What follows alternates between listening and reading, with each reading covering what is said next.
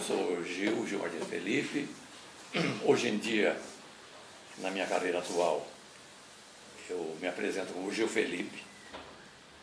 Eu fiz o ginásio, curso primário, ginásio, colegial, em São Carlos, no estado de São Paulo, onde eu também fiz o curso de professor primário, de normalista. Eu sou professor normalista.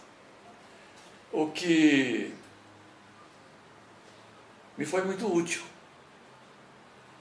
porque graças ao curso de professor normalista, quando eu vim para São Paulo fazer o curso de biologia na USP, eu me sustentei dando aula para o governo do estado, para a Secretaria da Educação, dando aula em escolas primárias da periferia da cidade de São Paulo, algumas muito longe, que hoje em dia fazem parte da grande São Paulo.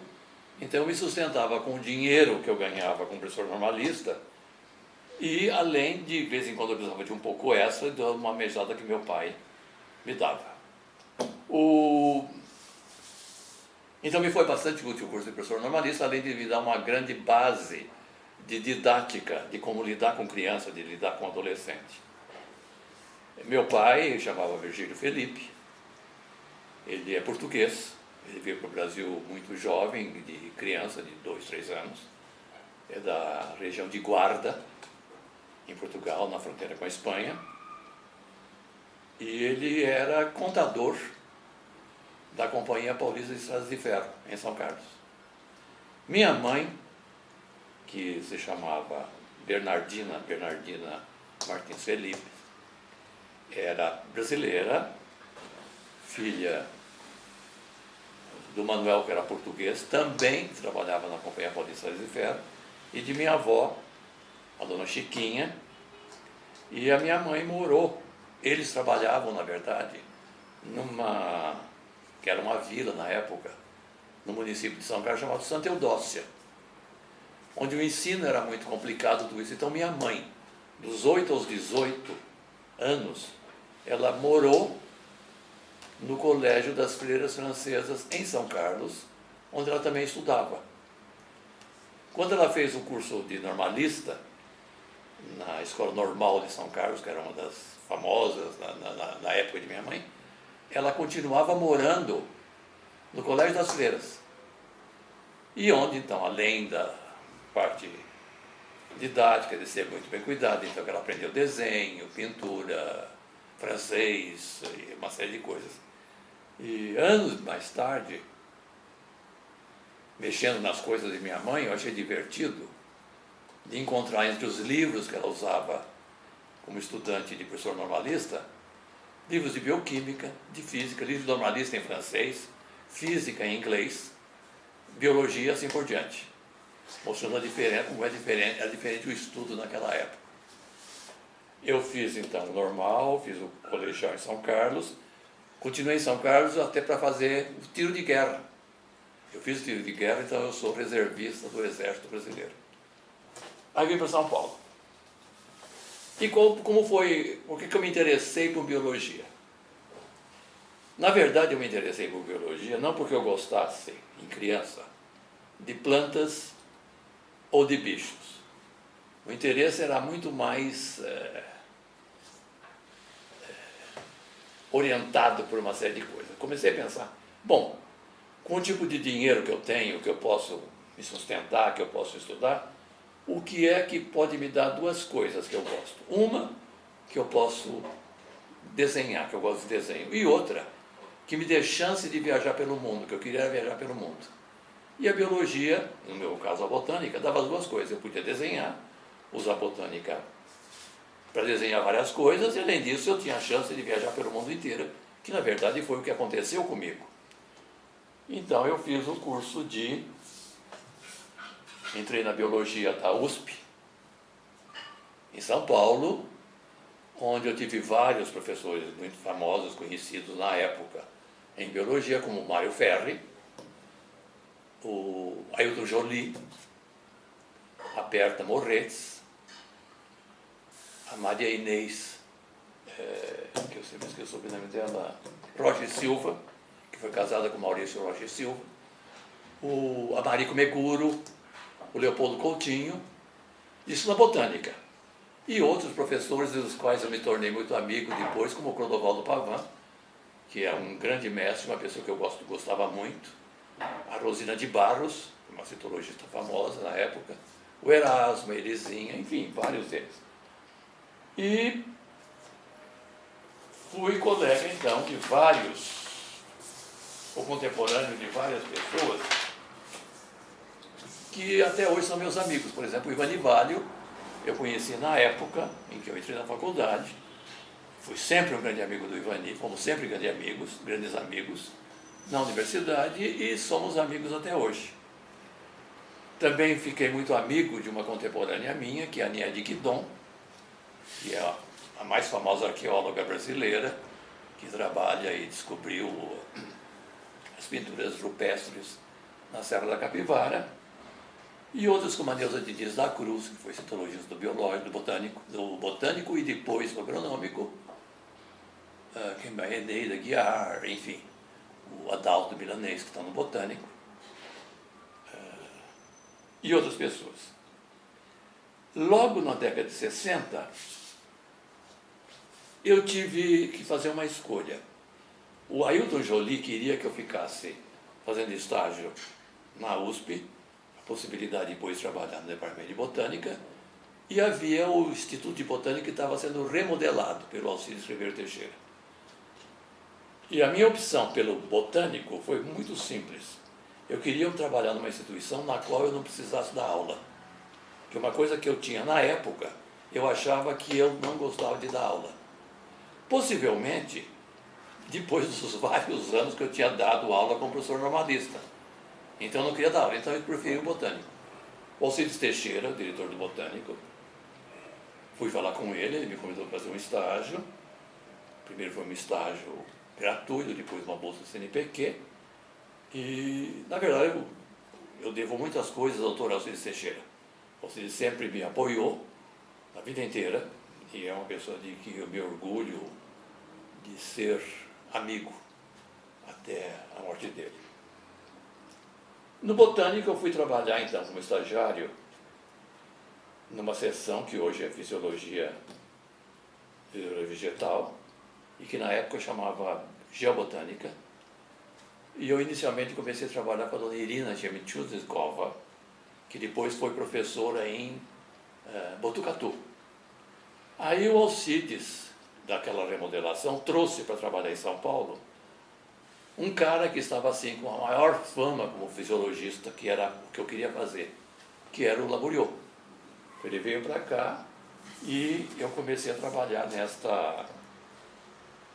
com o Laboriot, com um grupo que incluía o Ivan Nivalho, a Satiko Jimbo e a Terezinha Melém, a Sônia Dietrich, que continuou depois no Botânico, a Francisca Matilde, a Kiki, que já faleceu, a Tatiana Sendurski.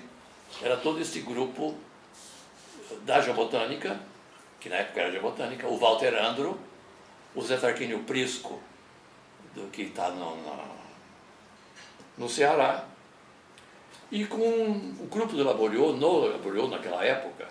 Então eu fiz trabalhos de balanço d'água, balanço de plantas, e 2 trabalhos em que eu pude usar as minhas habilidades como desenhista, que era um trabalho de pólen de composta do Cerrado, orientado pela mulher do Laboriot, que era a Marilena Salgado, e que me foi dado o grupo das compostas, não porque eu gostasse das compostas, porque elas tinham um pólen muito ornamentado, difícil de desenhar, e naquela época a gente não tinha microscópio de varredura, ou microscópio eletrônico, ou microscópio mais aperfeiçoados, para tirar fotografia de grão de pólen como o pessoal trabalha hoje.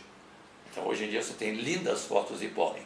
Na época nós tínhamos que fazer à mão, com câmara clara, desenhos de pólen. Então eu ganhei as compostas, porque eram bem complicados, os grãos eram muito complicados de coisa, de escultura. E, por exemplo, o Ivan Nivalho e a Sônia Dietrich, que não tem jeito nenhum para desenho, ganharam uns pólenes que, na verdade, eram umas bolinhas redondas, a gente fazia uma bolinha redonda. E eu fiquei louco da vida de eu trabalhar feito um louco e ver os outros trabalhando, fazendo bolinha de pergão de pólen. E o outro trabalho foi um trabalho que o Laboriot inventou sobre morfologia da nervação de folhas. De novo, me deram as compostas. Para isso, quem trabalhava comigo na época era a Kiki, a Francisca Matilde, que depois foi trabalhar no Rio de Janeiro como morfologista, morreu muitos anos atrás, morreu muito jovem, e nós tínhamos que coletar plantas no Cerrado, eram plantas do Cerrado, tanto pólen de composta cerrado como morfologia de composta do Cerrado. E não tinha tanto material no herbário. Na época, o grupo do Laboriot, ou o Laboriot, com todo o apoio do Alcides Teixeira, transformou um ônibus da Mercedes-Benz, que era do Botânico, no que foi chamado de laboratório móvel. Esse ônibus foi remodelado e se montou um laboratório dentro do ônibus. O laboratório, trabalho de campo, a gente podia fazer balanço hídrico das plantas, porque todo o material ia e ele trabalhava com isso. Então nós tínhamos material, além disso, para uso pessoal, como barracas onde a gente dormia, camas, material para cozinha, chuveiro. Então, com esse laboratório móvel, eu organizei com a Kiki uma excursão para coletar compostas no Cerrado, saindo de São Paulo, indo para Itirapina, São Carlos, Ribeirão Preto, Triângulo Mineiro, assim por diante, colhendo plantas. Então, a gente saía com ônibus, acampava em uma região do Cerrado, montava as barracas, eu tinha a minha barraca, a Kiki e a Tatiana tinham a barraca delas, e o pessoal de campo, nós tínhamos um motorista, nós tínhamos 2 auxiliares de campo e um cozinheiro. Então a cozinha a alimentação era feita pela gente, a gente comprava o material que ia ser usado no dia ou no dia seguinte, não tinha geladeira, a gente comprava tudo na véspera para fazer no dia seguinte, assim por diante, e fazíamos as coletas. Aí chegamos a Ituiutaba. Ituiutaba, a ideia de chegar até o Ituiutaba do Triângulo Mineiro, porque em Ituiutaba morava um senhor chamado Amaro Macedo, que já naquela época coletava plantas em geral do Cerrado, de Minas, de Goiás, e era muito conhecido. E Laboriot conhecia. Porque você não procura Amaro, que poderá indicar ou até fazer excursões com você na região do Cerrado. Fomos para lá. Fomos muito bem recebidos pelo Amaro, que tinha um colégio, era um fazendeiro que tinha um colégio e tinha feito um curso em Viçosa, não de engenheiro agrônomo, mas de técnico de agronomia. E nos recebeu muito bem. Foi o primeiro banho para valer que nós tivemos na excursão inteira, porque ele nos ofereceu um jantar e nós aceitamos o jantar desde que antes a gente pudesse usar o chuveiro dele. Fomos muito bem recebidos, a esposa fez um doce de manga que eu achei muito bom. E nessa brincadeira, o Amaro cedeu para o Instituto de Botânica a coleção dele, que ele já não tinha mais onde guardar, com 1.790 exicatas de plantas do Cerrado, que me foi dado e que eu trouxe para o Instituto de Botânica. E essas plantas chegaram no Instituto de Botânica, estão lá até hoje. Aí eu me correspondi com o Amaro. E o divertido é que, em 2007, eu e o Luciano Esteves, que trabalha no Instituto de Botânica, resolvemos fazer uma viagem para Goiás Velho. E eu falei, por que não passar para o Ituiutaba e ver a Amaro Macedo assim? Como eu sabia que a Amaro Macedo estava vivo, que essa excursão, quando eu conheci a Amaro, foi na década de 60. Aí entra a internet. Em 2007, Um dia eu recebo um e-mail de uma pessoa chamada Maria do Carmo Duarte Macedo, que era filha de Amaro Macedo, que é filha de Amaro Macedo, a filha mais jovem, que quando eu conheci, devia ter uns 6, 7 anos de idade, dizendo que o pai gostaria de entrar em contato comigo, que ele estava com muita idade, ele estava com 93 anos na época, queria entrar em contato com as pessoas que ele tinha contato, ele tinha tido correspondência com vários botânicos famosos do mundo inteiro, que ele mandava plantas para Oslo, para os Estados Unidos, Kew, e tentou entrar em contato com os vários botânicos, e um dos poucos que ainda estava vivo, dos que ele conhecia, era eu. Então eu mantive por e-mail alguma correspondência com Maria do Carmo. Então por que não ir até Ituiutaba? E fomos. Pisei Maria do Carmo, fomos para Ituiutaba, ficamos num hotel, evidentemente, e fomos recebidos pela família do Amaro Macedo. O mais interessante é que no almoço, para minha surpresa, coisa que eu fiquei muito emocionado, a mulher do Amaro Macedo, que morreu ano passado, fez o quê para o nosso almoço? Justamente a sobremesa de doce de manga, que eu tinha gostado tanto. E aí eles me mostraram a carta que eu escrevi na década de 60, falando do material que eu estava levando para o botânico, do doce, dos agradecimentos para a nossa excursão. E nesse dia, vendo as coisas do Amaro, o Amaro fazia excursões, como eu disse, para Minas, Goiás, foi até Belém, vários lugares do Brasil, e ele escrevia diário de viagem. E diários interessantíssimos, porque ele não falava só das plantas que ele coletava. Ele contava histórias das festas regionais que ele via, do tipo de comida que era apresentado a ele nas excursões, o jeito do povo. E o Amaro, além de mostrar aquela carta que eu tinha escrito, mostrou uma série de cartas que ele tinha se correspondido com os botânicos brasileiros e estrangeiros que eu conhecia. Então tinha carta dele, cópia de carta dele, ou cartas de vários botânicos para ele, que ele estava com tudo guardado, arquivado. Além desses diários, que era uma coisa interessantíssima que eu comecei a ler, que era um tipo assim do Saint-Hilaire do século XX. Saint-Hilaire esteve aqui no Brasil fazer esses diários famosos, que está tudo publicado. Foi uma aventura interessante. Fui para Goiás Velho, voltei para São Paulo. E isso, na verdade, mostra a importância do que é a internet hoje em dia. Chegando em São Paulo, continuei esse intercâmbio de e-mail com a Maria do Carmo Duarte Macedo, que é a filha dele. E falei para a Maria do Carmo: Maria do Carmo, seria interessante, para resgatar não só a memória do seu pai, mas o que ele escreve sobre essas regiões de Minas e Goiás, de publicar os diários de viagem do Amaro Macedo, de resgatar a imagem do Amaro, que na época estava com 95 anos de idade, está com 96 anos hoje. E Maria do Carmo topou e resolvemos escrever a 4 mãos a história de Amaro Macedo. Então eu encontrei Maria do Carmo uma única vez naquele almoço, depois no jantar naquele dia, nunca mais vi. Então fizemos este livro, que é Amaro Macedo, O Solitário do Cerrado. E este livro, então, eu conto da minha viagem da década de 60, como eu conheci Amaro. Dou até a receita do doce de manga da Dona Célia.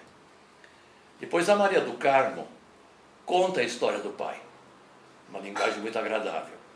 Depois eu falo da importância do Amaro Macedo para a botânica e dou a lista das espécies novas que ele coletou, que foram dadas em homenagem a ele. Então tem uma variedade, um número muito grande de espécies, além das espécies que ele coletou, daquelas sexicatas todas que eu trouxe para o botânico, e ele continuou coletando durante muito tempo.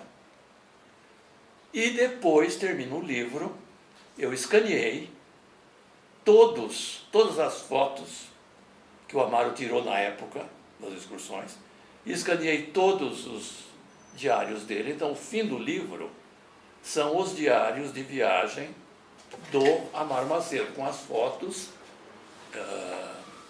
das regiões, e é uma coisa muito interessante. E tudo isso foi feito aí que eu falo da internet, que o pessoal da minha geração, ou mesmo o mais jovem, vira o nariz para a internet, gente que não usa, eu não uso e-mail, né?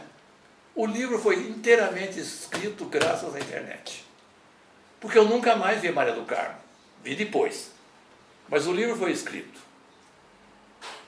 com uso de e-mail, Skype, scanner. Nós montamos o livro, eu mandava os capítulos que eu escrevia para ela, ela fazia o mesmo comigo, a gente corrigia e nós montamos o livro inteirinho pela internet sem nos vermos, a não ser nos vendo pelo Skype.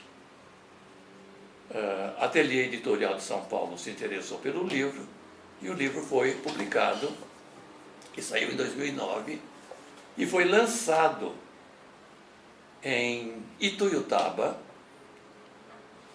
no dia do aniversário de 95 anos do Amaro Macedo.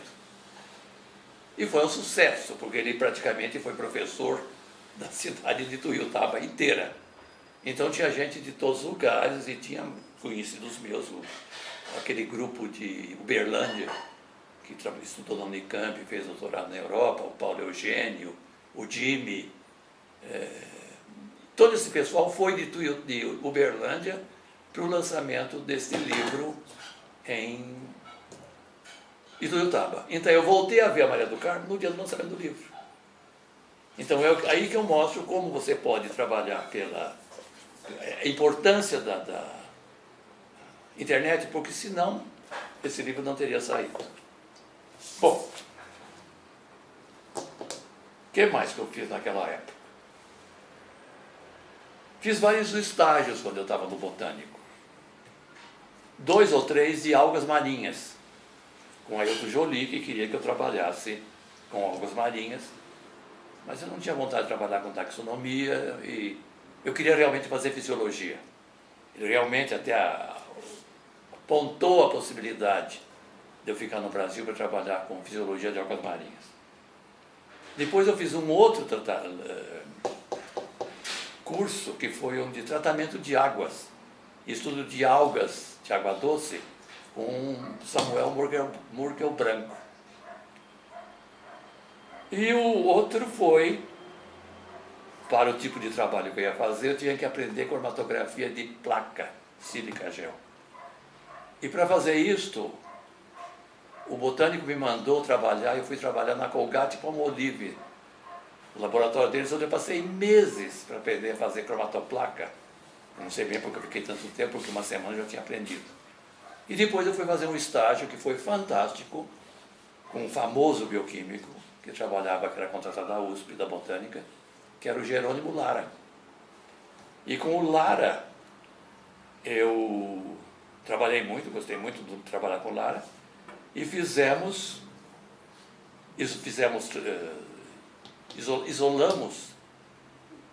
fizemos trabalho isolando o DNA de timo de vitela, que a gente ia buscar na Armory, sei lá onde era a Armory na época, e de Rincociara. A gente se deu muito bem, só que havia problemas internos na USP, do Lara ser da Botânica, estar trabalhando em Rincociara. Então eu fui convidado com o Lara para fazer um doutorado com ele em bioquímica, trabalhar com bioquímica de plantas, com doutorado feito na USP e ser contratado pelo departamento de botânica da USP. Então eu ficaria com a parte de botânica e o Lara podia continuar com a parte de Rincociara. Só que eu não aceitei, não infelizmente. Eu não aceitei, porque na época eu já tinha ganho uma bolsa do Conselho Britânico para ir trabalhar em Edimburgo. E eu não quis deixar disso, então isso eu estava já armado.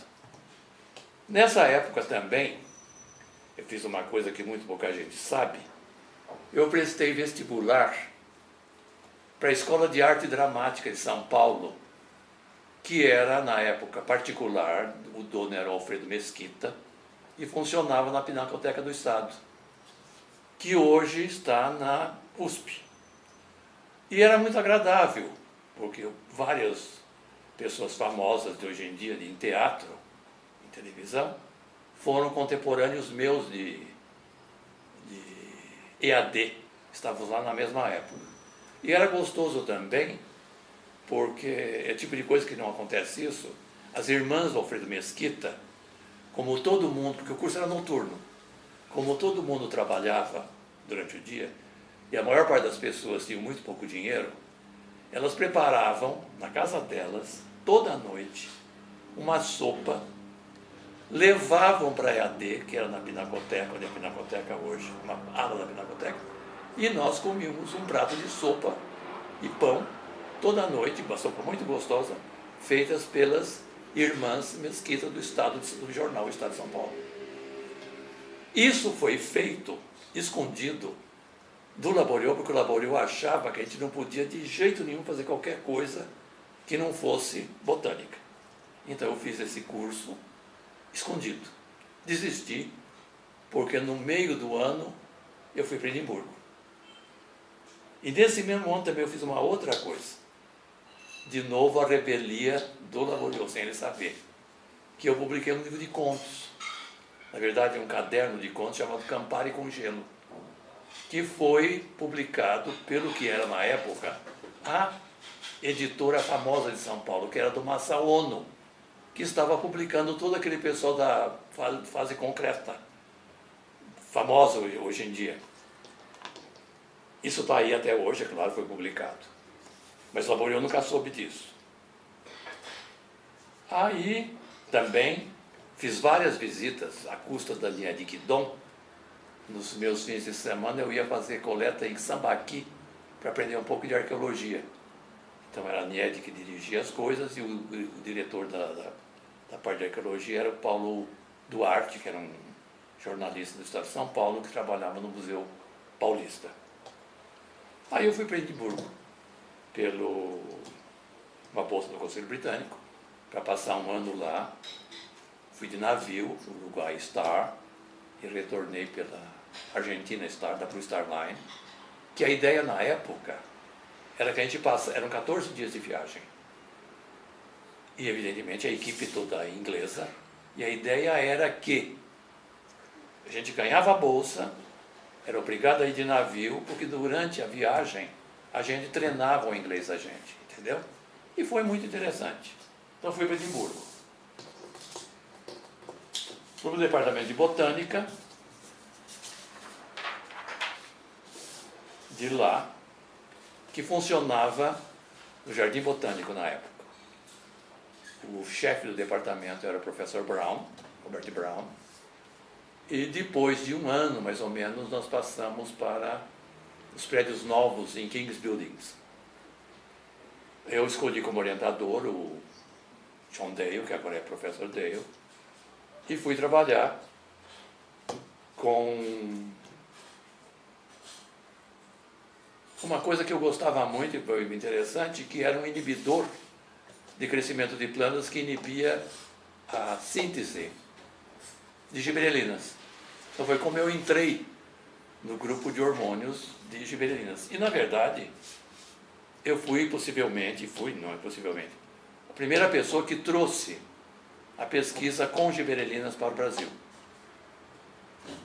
No departamento, então, conheci várias pessoas famosas, entre eles o Dyer, que depois eu vim trabalhar com ele na parte de pteridófitas e samambaias, o professor Peter Davis, que é um dos maiores taxonomistas do século XX, que fez toda a flora da Turquia, e pessoas que passavam por lá. Por exemplo, conheci o Benedict Clark, que foi muito famoso pela descoberta daquele inibidor B, ou beta, foi famosíssimo. O Benedict Clark é um encanto de pessoa. E eu fui trabalhar com o Dale. Inicialmente eu fui convidado para fazer um mestrado. Comecei o mestrado, depois de um ano eu fui avaliado e se decidiu que o que eu estava fazendo e do jeito que eu tinha feito não seria interessante eu continuar com o mestrado. Eu fui automaticamente passado para o PhD. Então eu nunca fiz mestrado, porque não foi necessário, lá é diferente a coisa. Você só faz mestrado se você não tem capacidade de fazer direto doutorado, ou se o material que você trabalhou não dá uma tese de doutorado. Então eu fiquei para o doutorado. E fiz meu doutorado, então, 1 ano com bolsa do Conselho Britânico, 1 ano com bolsa do CNPq, e um ano praticamente com o meu salário, porque eu mantive o salário do botânico, que na época eu era biologista do Instituto de Botânica de São Paulo. Então fiz isto, trabalhei, fiz a tese e voltei para o Brasil com doutorado, com PhD. A minha tese era, como eu disse, trabalhava com inibidor de crescimento, o CCC. Voltei para São Paulo, que tinha, na época, acho que deve ter hoje em dia, como eu fiquei afastado, remunerado do botânico, por lei, por regulamento, eu era obrigado a voltar e ficar pelo menos 2 anos trabalhando na instituição. Entendeu? Então, pagando de uma certa maneira aquele tempo que você ficou fora. Então eu vim para cá e o botânico estava se remodelando, o Cister Teixeira estava transformando a botânica numa instituição mais moderna, que na verdade foi o início do que é o Instituto de Botânica hoje. Foi feito pelo Alcides Teixeira. Voltei para cá, trabalhei uma temporada lá e eu fui convidado pelo Ferri para trabalhar, para dar aula de Fisiologia Vegetal no Departamento de Botânica da USP, auxiliando os professores na época, como professor convidado sem remuneração. Eu trabalhei lá muito tempo, dei um curso de optativa, chamava optativa, que foi um sucesso. E nesse curso foi que saíram várias pessoas que hoje estão por aí. A Lília Zaidan, a Roseli Sharif, a Simone Shepard e um monte de gente que depois continuou em pesquisa. Então eu voltei, fiquei no Botânico, quando terminou esse período, e no Botânico eu fui o que eles chamavam nessa reforma de cara. Eu fui nomeado pelo Alcides presidente, era o termo, do Assessoria de Programação Científica. Então, eu era presidente e trabalhavam comigo a Rosa Maria Bicudo, que era a esposa do Carlos Bicudo, e a Noemi Tomita. Então, durante o tempo, eu era responsável pela programação científica do Botânico. Depois eu deixei a programação e fui ser diretor da divisão de comunicações do Botânico. O que me foi muito importante na época, porque eu tinha, claro, secretária, tudo isso, e na época, não sei se você sabe, os trabalhos científicos eram batidos à máquina, e você ou batia a máquina você tinha que ter uma secretária que batia a máquina. Eu consegui no Botânico e publiquei vários trabalhos com alunos que foram meus alunos na USP, naquele curso de optativa, e nós tivemos vários trabalhos práticos. Inclusive, uma pessoa que é muito famosa hoje como taxonomista, mas que os primeiros trabalhos que ela publicou foi em Fisiologia Vegetal, que é Ana Maria Giulietti, que tem 2 ou 3 trabalhos publicados comigo em Fisiologia. Então a Giulietti, a Neide Lucas, foram pessoas que estavam na USP, ou fazendo pós-graduação, qualquer coisa, que se interessaram pelo meu curso de Fisiologia e acabaram produzindo trabalhos científicos comigo. Então a Giulietti, que é a grande taxonomista muito conhecida hoje em dia, começou Fisiologia Vegetal comigo e publicou comigo. Então os primeiros trabalhos delas estão comigo. Aí eu pedi afastamento do Botânico, porque eu havia recebido um convite para trabalhar no Departamento de Botânica de Edimburgo. Então eu parti para a Europa de novo. Parti para lá, fui trabalhar com o Dale, e a minha pesquisa era conservada, e grande parte da pesquisa era paga com dinheiro das destilarias de uísque. Toda essa pesquisa de cevada tem a ver com a produção de uísque, principalmente na Escócia também de cerveja, mas lá principalmente de uísque. Então eu trabalhei lá há muitos anos, tive uma vida bastante interessante, conheci praticamente a Europa toda, tive a chance de conhecer todas as pessoas que estavam no topo na época, que trabalhavam ou com fitocromo, como você sabe, ou com giberelinas, que eu continuo chamando no Brasil. E aí eu voltei para o Brasil. Na verdade, com giberelina, quando eu voltei para o botânico, depois do doutorado, eu trabalhei com stevia rebaldiana. E a minha escolha da stevia era porque a stevia produziu esteviol, que está envolvido na síntese de, possivelmente seria uma pré-giberelina. Então, eu trabalhei muito tempo com stevia, possivelmente eu fui a primeira pessoa que trabalhou no Brasil com stevia rebaldiana, que depois passou a ser a mania. E o mais divertido também disto é porque oficialmente a stevia rebaldiana era uma planta que dava no Paraguai, na região do Brasil com Paraguai, só. E mudas de lá foram trazidas por um pesquisador, que era o curador do herbário do botânico, de plantas vivas, que foram plantadas na seção de geobotânica pelo Laboriot, cultivadas lá, e é de onde toda a pesquisa feita no Brasil com stevia, e mesmo no Japão, foram dessas plantas que foram trazidas para o Jardim Botânico de São Paulo, porque acho que foi o Ivani Valio que deu algumas sementes para um pesquisador japonês que levou para o Japão. E o mais divertido de tudo isso é que quando eu fui escrever este livro que eu já mencionei, do Amaro Macedo, mexendo nas coisas que o Amaro Macedo me deu para trazer para o Botânico as egsicatas, para minha surpresa, o que é que tem lá, que na verdade foi identificada pelo Jimmy, que fez doutorado em Rio Claro. O Jimmy que identificou como stevia rebaldiana plantas egsicatas que foram coletadas onde? Em Minas Gerais. Então aquela ideia que nós tínhamos que stevia só dava perto do Paraguai, na verdade é porque não tinha gente coletando como devia. Porque certamente em 50 o Amaro já tinha coletado stevia na região de Tuiutaba, em Minas, no Triângulo Mineiro. Bom, eu vim para a Unicamp, isso em 74, a convite do Ailton Joly, que estava no departamento, estava criando o departamento de botânica, e do Ivani Valio, que era recém-contratado. E fui muito bem recebido pelo Zeferino Weiss, que era o nosso reitor, e era muito auxiliado por um famoso físico, que era o Sérgio Porto,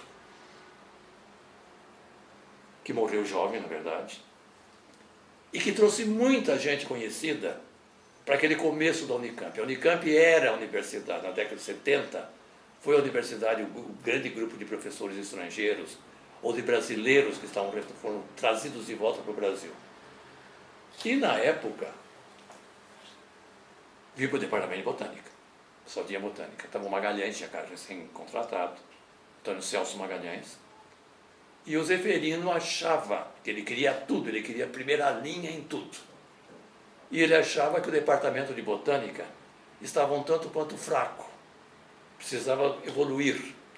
Na verdade, na época era fraco o botânico, era fraca a parte da taxonomia da USP, que não existia realmente, depois melhorou com a Juliette.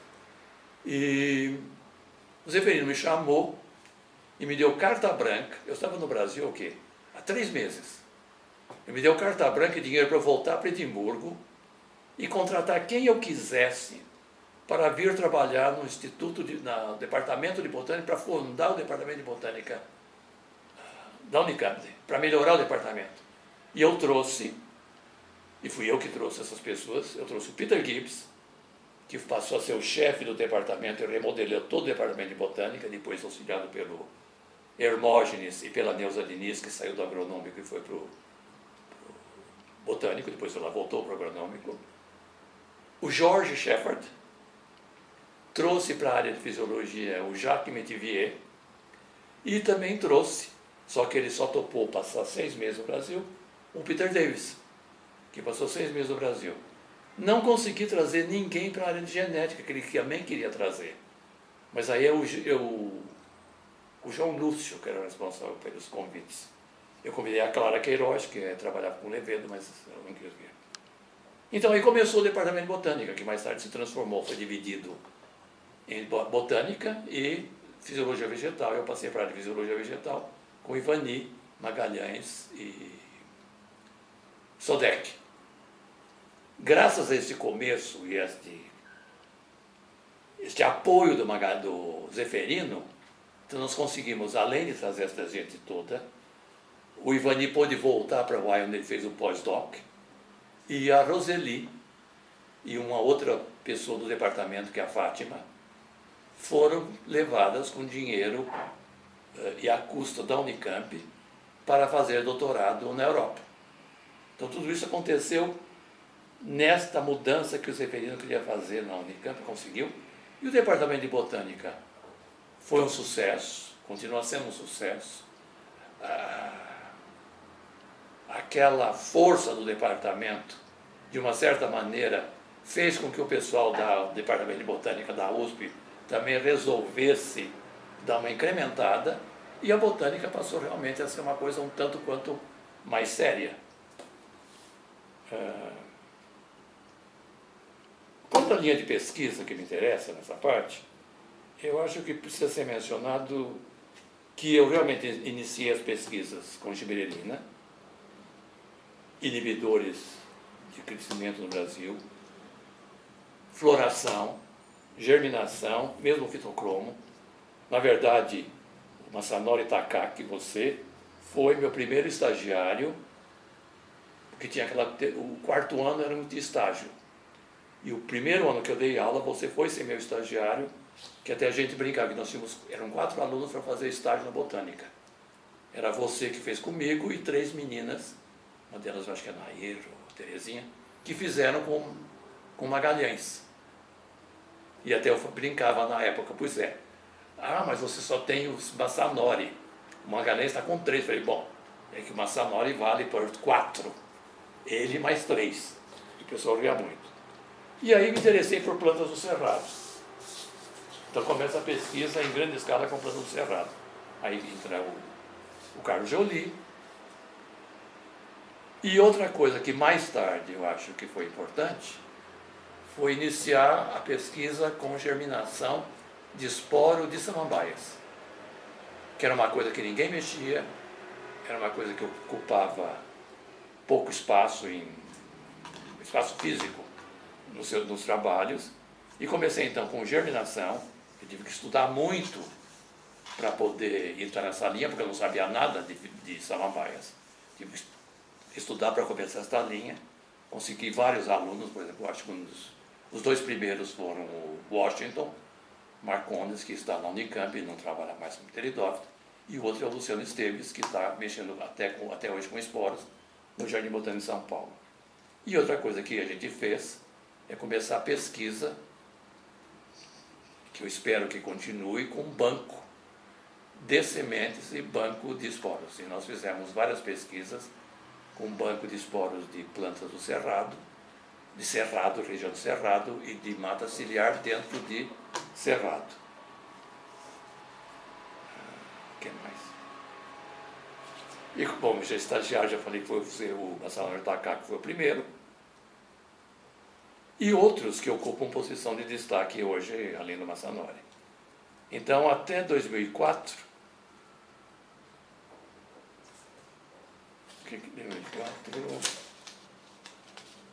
a Unicamp fez uma festa para comemorar as 500 teses defendidas da biologia vegetal, que é o curso que eu era um dos orientadores. E em 2004, que foram as 500 teses, eu fui homenageado como professor que tinha orientado o maior número de orientados até então, com tese defendida, e a primeira tese defendida na Unicamp, na biologia vegetal, tinha sido de um aluno meu, do Roberto Sberti. Eu fiquei na Unicamp até me aposentei na década de 1991 e fui trabalhar de novo no Instituto de Botânica, aí com uma bolsa do CNPq, onde eu fiquei trabalhando na ativa, fazendo pesquisa até 1999, quando eu parei com a pesquisa prática de laboratório. Até 99 eu continuei pesquisando não só trabalho de laboratório de intelectual com aluno, mas também trabalhando eu pessoalmente no laboratório em fisiologia. Quer dizer, eu me aposentei trabalhando dentro de um laboratório, não só orientando aluno. Eu sempre fiz questão de vez em quando, ir para o laboratório fazer algum trabalho de pesquisa, eu mesmo. Vários desses alunos hoje estão por aí. Então, eu posso citar a Terezinha Paulino, que está em Santa Catarina, Ana Maria Viana e a Áurea Randi. As três fizeram doutorado comigo. Estão em Santa Catarina. O Marcelo Polo, que está em Alfenas, o Luciano Esteves, que eu já mencionei, está no IBT, o Reinaldo Monteiro e o Vitor Cardoso, que estão em Rio Claro, o Carlos Joly e o Washington Marcones na Unicamp, o Roberto Uzbek, que está no Itaú, o Aldo Klein, que estava em Assis, já faleceu, a Helena Simabukuro, que eu acho que está em Sorocaba, que é da UFSCar, e a Cecília Malho, Pinto Malho, que é do agronômico, que eu herdei da Neuza Diniz. A Cecília Malho é citologista. Ela estava para defender, estava no fim da tese, quando a Neuza Diniz faleceu. E eu me ofereci a terminar, já que eu era muito amigo da Neuza, a terminar a orientação da Cecília. E foi muito agradável, a Cecília é minha amiga até hoje. O José Carlos Souza e Silva, que está em Brasília, na Embrapa. Tive auxílio financeiro de CNPq, do mercado comum europeu, com gente indo para lá, para cá, durante todos esses anos. Eu tenho, na verdade, 29 teses orientadas, trabalhos científicos publicados, trabalho de verdade, 168. Além desses, eu tenho resumos publicados, que são 165, não confundir, que eu tenho 168 de trabalho e 165 de resumo publicado. São coisas diferentes. Tenho trabalhos de divulgação feitos na época, pelo Estado de São Paulo, em várias coisas, são 14.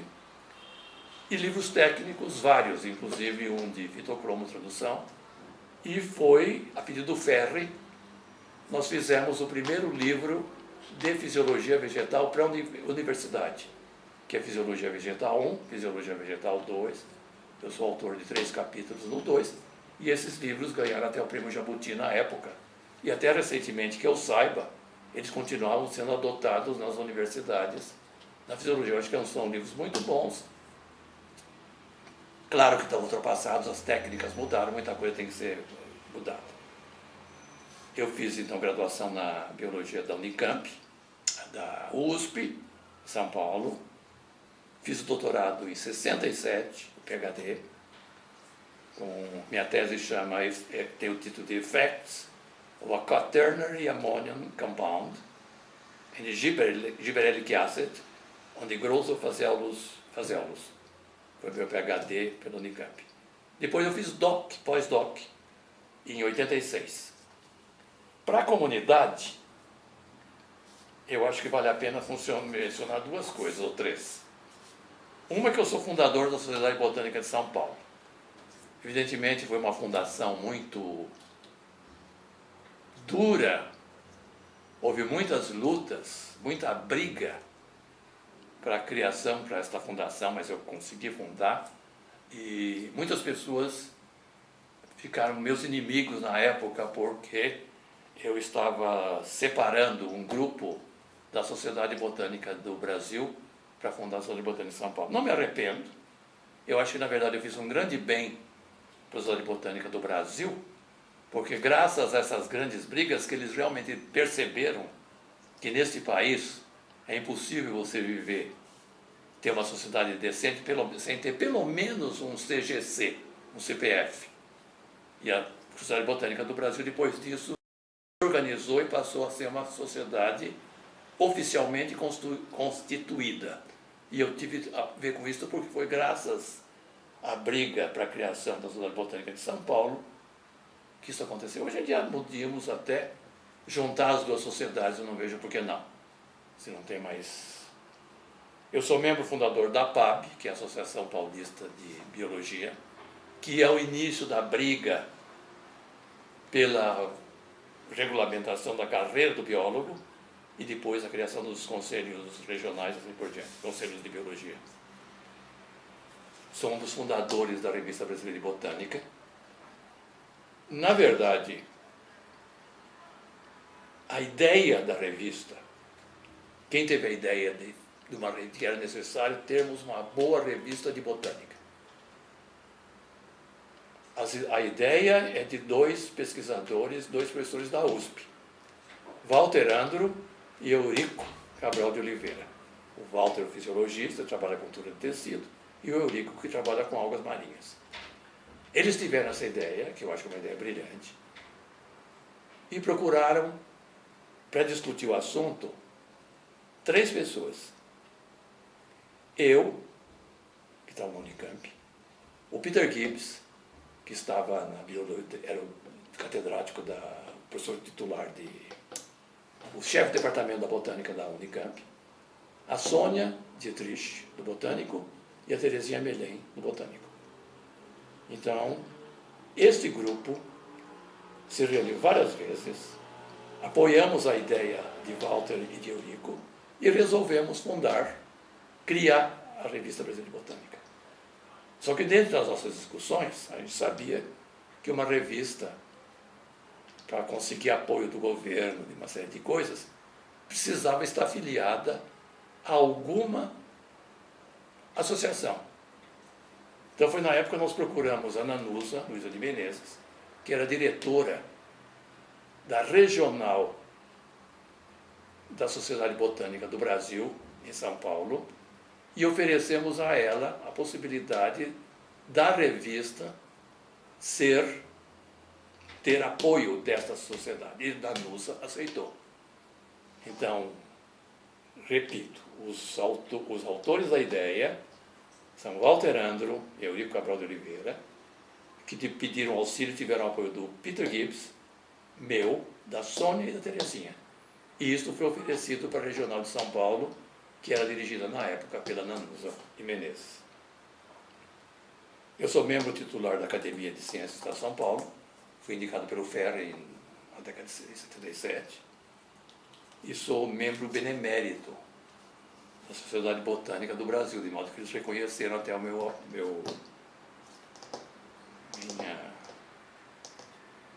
minha carreira. Aí, como eu te disse no começo do papo, eu queria, quando eu fui me aposentar, antes de me aposentar, eu não queria continuar na linha de pesquisa dentro de uma instituição o que fazer. Então foi quando eu tive a ideia de retornar uma das minhas primeiras ideias, que era de desenhar. Quando eu estava em Edimburgo, fazendo meu pós-doc, eu passei a frequentar um curso de pintura a óleo, fiz várias obras com eles, na verdade, posso mostrar uma? Que é aquele... Esse foi feito em Edimburgo em 86. É um a óleo. E voltando para o Brasil, eu entrei num curso que é dado pelo Dalmo, num estúdio, no ateliê em Vila Madalena, em que o Dalmo ensinava a usar a parte esquerda e direita do cérebro, e eu fiz durante mais de ano um curso de desenho, pintura e sempre. E uma das coisas que eu fiz é esta colagem, que seria um autorretrato, que é relativamente agradável. O melhor, na verdade, é um outro que eu tenho, que não está aqui, mas está no apartamento do Luciano, que é um retrato do Luciano, que eu acho que é bem superior a este. Mas no meio tempo, eu comecei também a ter outras ideias. E a primeira ideia, além da parte de pintura,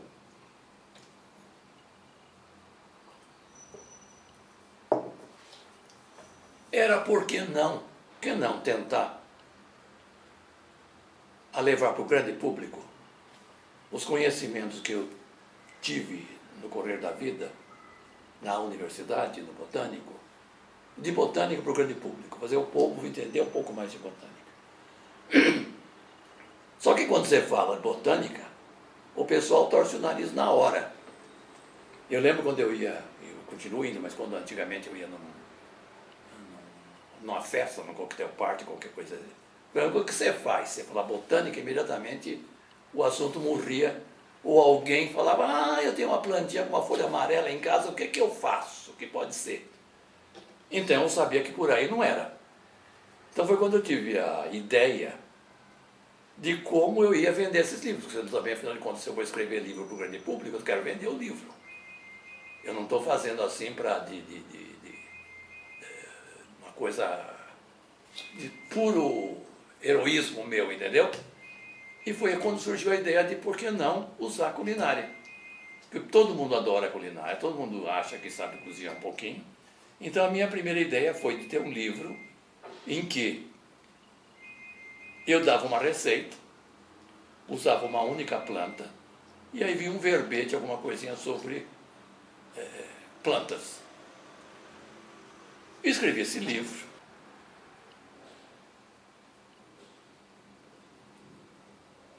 Que é o saber do sabor, as plantas nossas de cada dia. O título, que é um título duplo, na verdade me foi dado por uma grande amiga minha, que é professora da Unicamp, aposentada, e que foi minha colega de Edimburgo, só que ela fazia botânica, e ela fez linguística, e foi contratada pelo Departamento de Linguística da Unicamp, que é a Cláudia Lemos, e até hoje a Cláudia lê os meus livros, as introduções, a palpite, corrige o que eu preciso. E ela que deu os títulos. O Saber do Sabor, que é bem português, né? As plantas nossas de cada dia. Então, nesse livro, eu começo descrevo uma plantinha qualquer, uma receita qualquer, e nessa receita aparece uma planta. Por exemplo, eu começo com uma gramínea, e só falo dessa planta. E no correr do livro, eu vou aumentando o número de plantas. Então a ideia é que a dona de casa, que tem esse livro de receita, lê a receita e vê ali milho. O que é o milho? Então aqui embaixo tem uma descrição em linguagem acessível a todo mundo, não é uma linguagem técnica, sobre o milho. Então ela aprende um pouquinho do milho, assim por diante. Esse livro, a ideia original era esta, as ilustrações, eu estava pensando em usar pranchas do século XVI, XVII, e eu mostrei este livro para um amigo meu, que tinha uma editora em Lisboa, editora Salamandra, que foi amigo meu em Edimburgo, que a Clara Queiroz, mulher dele, é uma geneticista que foi fazer doutorado em Edimburgo, em genética. E o Bruno acompanhou a Clara, o marido dela, Bruno da Ponte. Os dois eram da época, estavam de uma certa maneira, não completamente exilados, mas quase exilados em Portugal, por causa do regime do Salazar. Eles voltaram para Lisboa depois da famosa Revolução dos Cravos. E a Clara se aposentou como professora titular do Departamento de Genética da Universidade de Lisboa. E o Bruno reinsetou a carreira dele como editor. E tinha esta pequena editora, que é a Salamandra, e ele se interessou pelo meu texto, e eu tinha uma gravura da Cecília. A Cecília Tomasi é ilustradora botânica do Jardim Botânico de São Paulo. No momento, possivelmente, a melhor ilustradora botânica que nós temos no Brasil é a Cecília. Assim, uma bela herdeira da Margaret Mee. E falou, mas já que você é amigo desta moça, e ela topa fazer coisas, por que você vai usar gravuras antigas, quando você poderia usar gravuras da Cecília para o seu livro? Aquarelas, que ela trabalha com aquarelas. E a Cecília topou, então as aquarelas todas são da Maria Cecília Tomás. O Bruno resolveu fazer o livro, só que era uma editora portuguesa.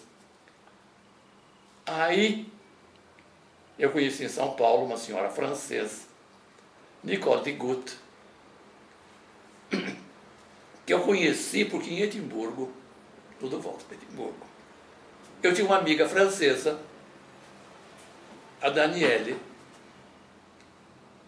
que fazia o intercâmbio entre Escócia e Paris, no intercâmbio de línguas.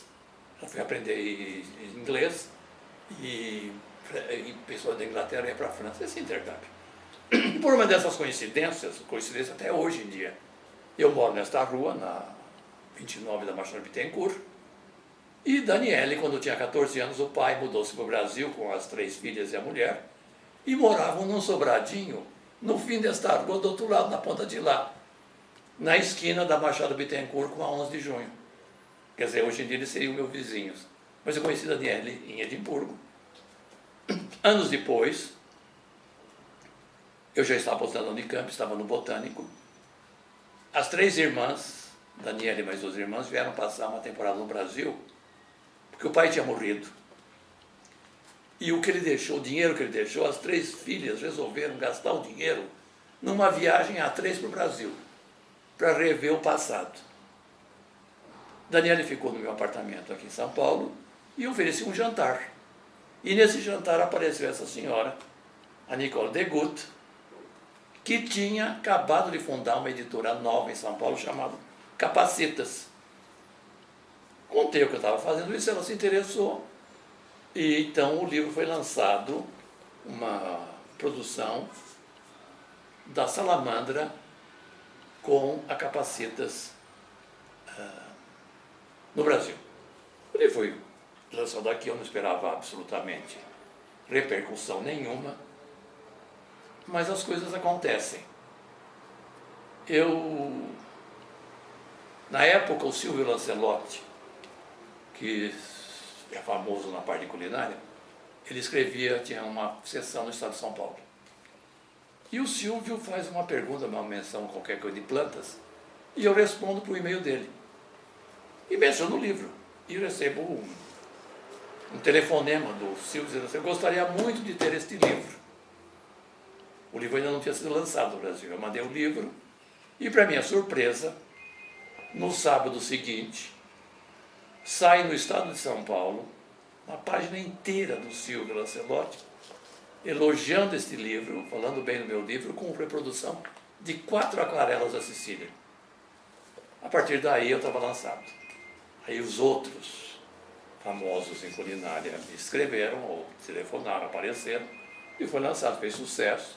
Esse livro está em 2ª edição, agora a Capacitas fechou, a Salamandra, o Bruno, se aposentou, e o livro foi lançado há uns 2 anos atrás, uma 2ª versão, por uma editora nova da Olambra, da cidade de Olambra, chamada Editora Setembro, que está então produzindo um livro que é a nova versão do Sabor do Saber.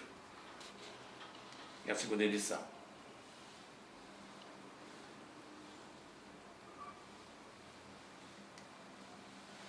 Bem, isso foi lançado a primeira vez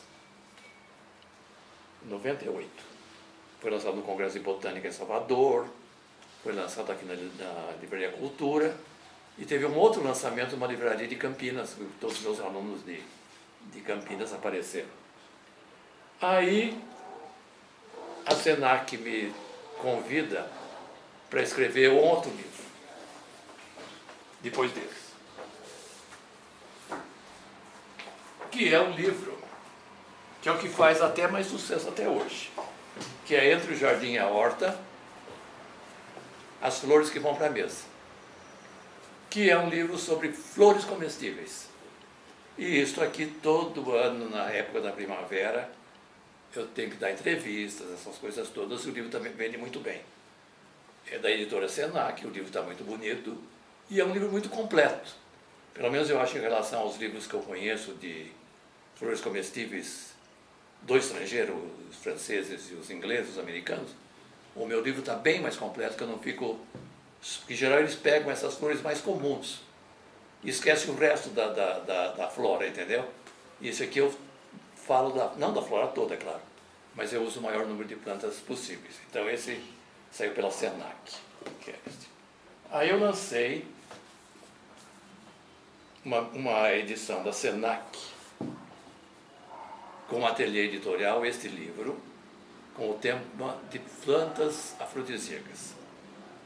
que na verdade foi assim, aquele rebuliço que é planta afrodisíaca, planta afrodisíaca, que chama No Rastro de Afrodite, plantas afrodisíacas e culinárias. Esse livro foi ilustrado pela Cecília, vende muito bem, está em segunda edição também. E o importante é que existe um prêmio para livros de culinária internacional, que cada ano é realizado numa cidade diferente, que é o Gourmand Internacional. E em 90... Eu não esqueço... Acho que em 2004. Em 2004, este livro ganhou 2 prêmios Gourmand em Estocolmo, como um livro de melhores ilustrações, melhor ilustração de um livro de culinária no Brasil, este, e o melhor livro de um texto de um único assunto. Então ganhei 2 prêmios com esse livro, Gourmand Internacional. Então é um livro que eu fico muito contente com ele. Aí vem outros 2 livros. É a minha fase atual, agora eu trabalho com isso, agora eu sou escritor, não sou mais botânico. O seguinte é este: Frutas, Sabor à Primeira Dentada, também da Senac, que também continua com as ilustrações da Cecília. Faz muito sucesso. E aí eu lancei esse, que é Grãos e Sementes, A Vida Encapsulada. Este, em 2007, eu ganho mais 2 prêmios Gourmand, só que esses foram dados em Londres. De novo, melhores ilustrações de um livro de culinária e o melhor sobre um único assunto, que eu só trato de semente, grão e semente, entendeu? Ganhei o prêmio Gourmand. Então temos 4 prêmios Gourmand. Aí a Senac me convidou para escrever um livro sobre jardim botânico, porque o Jardim Botânico ia fazer 80 anos e talvez fosse interessante fazer um lançamento. Então, é um livro que fugiu ao meu estilo normalmente. E aí eu convidei a Lilian Zaidan, do Botânico, para escrever comigo este livro, que foi lançado no Jardim Botânico. O lançamento foi lá na comemoração dos 80 anos, a festa foi lá. E é um livro que fala o que é um jardim botânico. A ideia é do Éden ao Éden. Eu passo da ideia da Bíblia, de que o homem perdeu o Éden, e ele está até hoje à procura deste Éden. E talvez o Éden seja esse projeto Éden em Cornwall. Então vem toda a parte de jardim botânico, eu falo de todos os jardins botânicos do século XVI, começando com o de Pisa, e terminamos com os jardins botânicos atuais. E do Brasil falamos de 2 só. O Jardim Botânico do Rio, é claro, e o Jardim Botânico de São Paulo. Depois disso, é que vem o Amaro Macedo, que eu já mencionei. E o último livro que eu escrevi não, que eu lancei, é Venenosas, pela Senac, sobre plantas venenosas. No momento, eu produzo muito, como você está percebendo, eu sou bem... sempre fui, mesmo como professor pelos meus trabalhos científicos, né, você sabe. Eu publiquei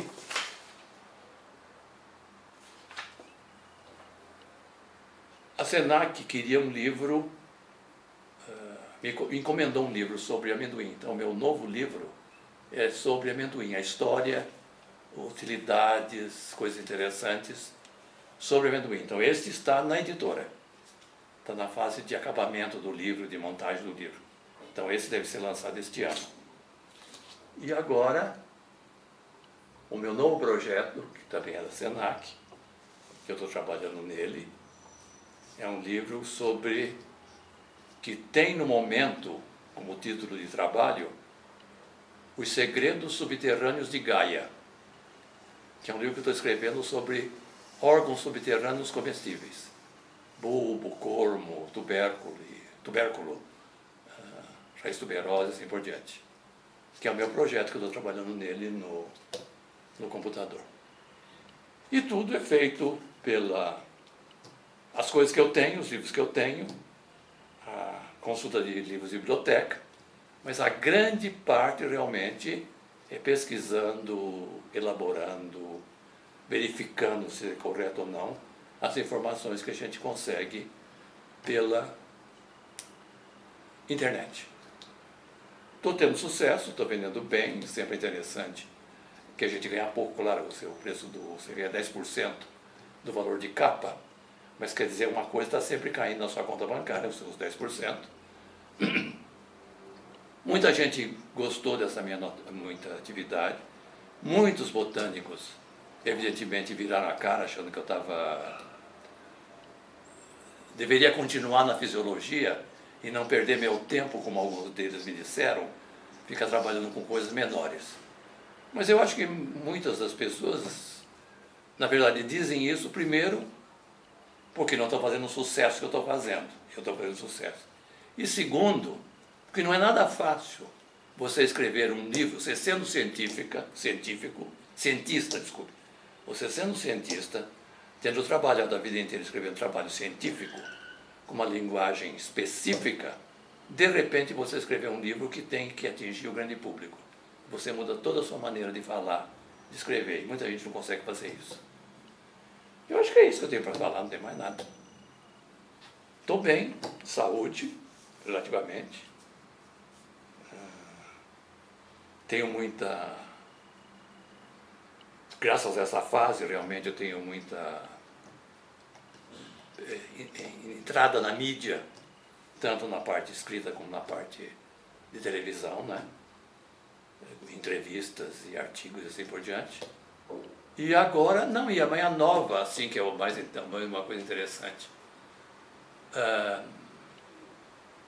Entrou em contato comigo um chefe, um cozinheiro, que é o Rafael Desperit, que é um dos donos do restaurante francês de São Paulo, Marcel, que é um restaurante antigo francês, famoso pelos soufflés.